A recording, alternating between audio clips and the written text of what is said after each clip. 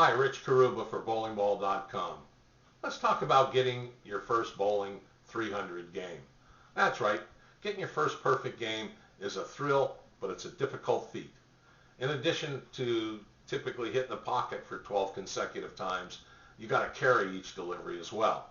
And that's where the challenge lies. There's many times good players will hit the pocket every shot and leave a corner pin, what we call a tap. It could be a 10 pin, an 8 pin, a 9 pin, a 7 pin, whatever.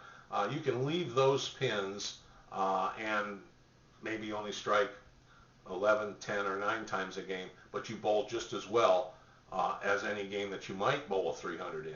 So it's a long process, but I think it's important for you to realize that what you need to do is if you do your job, make good deliveries, all good deliveries hit the pocket every time. That's your challenge. If you can do that, then you give yourself a chance of rolling a perfect game. And if you've never rolled one, it's easy to get tense or tight as you're stringing strikes and you're trying to put more on the ball or make an even better delivery than the ones you're already struck on. Don't do that. Try to make one good delivery, forget about it, and move on to the next one. Just do the things it takes to release the ball properly at the same speed, the right angle, the right hand action. That's your releasing technique. And of course, focus on hitting your target, because that'll help keep your nerves in check as you get a little bit anxious, building up as a series of strikes increases. Your striking string gets longer and longer. Sometimes during your bowling leagues, for example, where most people get their 300s, is going to be changing lane conditions. You got 4 to 5 bowlers on each lane, so a pair of lanes will have 8 to 10 bowlers, and everyone bowling from the same relative position on the lane.